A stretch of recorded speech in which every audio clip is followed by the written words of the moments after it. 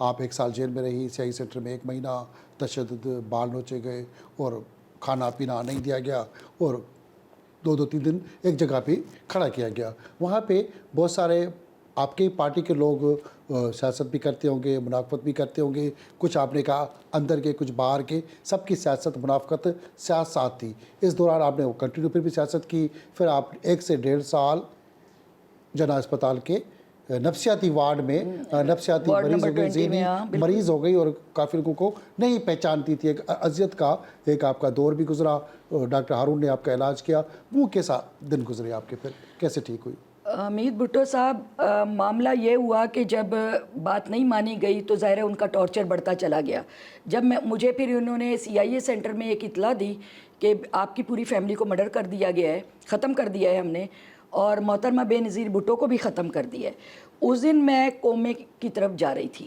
اب میں کومے کی طرف جانا شروع ہو گئی. تشدد کی ایک حد ہوتی ہے. PSF پوری طاقت کے ساتھ لگی ہوئی تھی. بی کو بھی بتا رہی تھی, بی بھی میدان میں آ چکی تھی, لڑ رہی تھی میرے لیے. میرے والدین تو لڑ ہی رہے تھے, مگر وہ بھی بی اور بیگم نصرت بھٹو بھی میری اس پہ جاتی تھی. مجھے نہیں لایا جاتا تھا کورٹ میں, باقی شیلا چلی جاتی تھی, مجھے نہیں لایا جاتا تھا.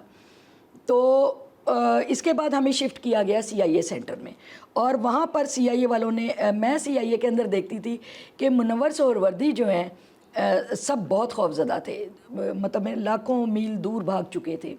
مگر منور سہروردی یا تو بہادر بہت تھے, اور یا پھر وہ کوئی اچھے دوست ہوں گے وہاں پہ لوگوں کے. وہ دوست اس لیے کہہ رہی ہوں کہ بعد میں منور نے مجھے کہا کہ آپ کو جو اسٹیٹمنٹ ہم دیں آپ نے وہ بولنا ہے. جب میں ایڈوائزر آ گئی بی کی, تو آپ نے سمیع اللہ مروت پہ سارا وہ ڈالنا ہے, ملبہ ڈالنا ہے.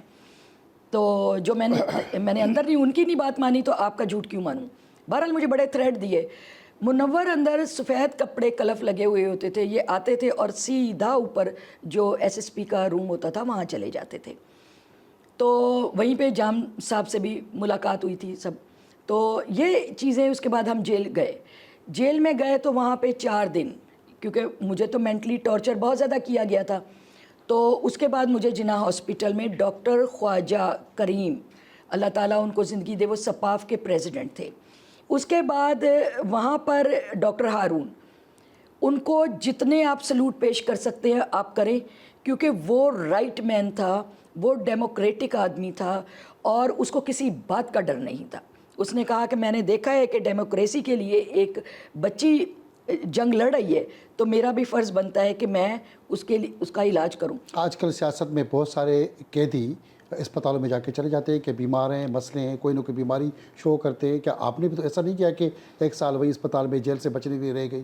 میرا تو آپ نے صحیح کہا کہ آج کل جو ایک اندھیر نگری چوپٹ راج ہے نا, جو گند گھل گیا ہے پولیٹکس کے اندر, سارے ہی تاجر آ گئے.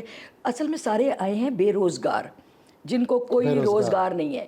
تو وہ بیچارے کہاں جائیں؟ ان کو سب سے اچھی جاب یہی لگ رہی ہے, لہٰذا وہ لاکھوں کروڑوں کی چیزیں خرید رہے ہیں, سیٹیں خرید رہے ہیں. ہم تو جدوجہد سے آئے تھے.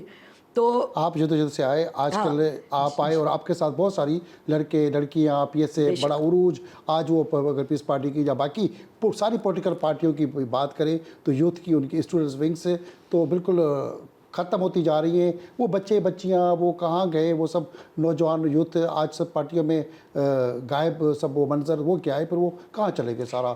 یہ تو آپ نے زبردست سوال کیا ہے. جو چلے گئے ان کی روحیں آپ کو سلام کریں گی, اور جو زندہ ہیں وہ آپ کو دعا کریں گے. ریل جنہوں نے جدوجہد کی ہے وہ تو کوئی ایک بھی نہیں آیا, کی پوسٹ پر کسی بڑی پہ نہیں آیا. مجھے بھی بی نے اور سارک کا بہت بڑا پریشر آیا, صحافیوں کا بہت بڑا, عوام کا بہت بڑا پریشر آیا, اور اس پر مجھے لایا گیا ایڈوائزر. ادروائز میرا بھی وہی حال ہوتا جو سب کا ہوا ہے. PSF والوں کو قبول کرنا پیپلز پارٹی کے لیے بہت بڑی مشکل تھی. وہ ان کو قبول نہیں کرتے. اس لیے نہیں کرتے کہ آپ کو پتہ ہے ایک زمانے میں جناح پور بننے جا رہا تھا, اس وقت کی فائٹ صرف PSF نے لڑی.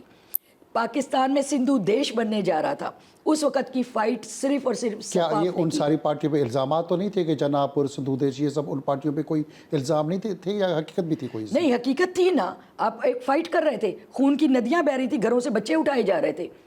میں نے آپ کو بتایا کہ وہ ٹکڑے ٹکڑے کر کے تھال میں رکھ کے کہتے ہیں اس کی بریانی اپنے بیٹے کی بنا کر کھا جا. ٹارچر ہو رہے ہیں, مطلب زندہ جلائے جا رہے ہیں لوگ. یہ کوئی مذاق تھا کیا؟ آپ کو کوئی مارنے کی دھمکی ملی؟ آپ کو کوئی قتل کی دھمکی یا کوئی آپ کے بھی بریانی بننے کی کوئی میری تو بہت زیادہ رہی. قیمہ بنانے کی بات ہوئی کہیں؟ میری تو ہسٹری اٹھائیں آپ ذرا. میری ہسٹری میں تو گولیاں ادھر سے ادھر نکل رہی ہوتی تھی, اپنوں کی اور غیروں کی.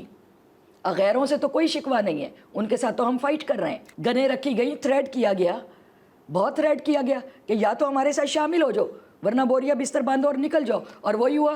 مجھے بوریا بستر باندھ کے فوزیہ وہاب تھی, منور سہروردی تھے. کیوں میں چھپاؤں کسی سے؟ قائم علی شاہ ایون مجھے کہا گیا کہ جناب آپ, جب ہم قائم علی شاہ کے پاس جاتے تھے کوئی شکایت لے کر کہ سائیں آپ بی بی تک پہنچاؤ, آپ بات کرو. اکرم شہداد تھے یوتھ کے پریزیڈنٹ, آپ پوچھیں منظور وسان آپ کو گواہی دیں گے, آپ کو پیر مظہر الحق گواہی دیں گے.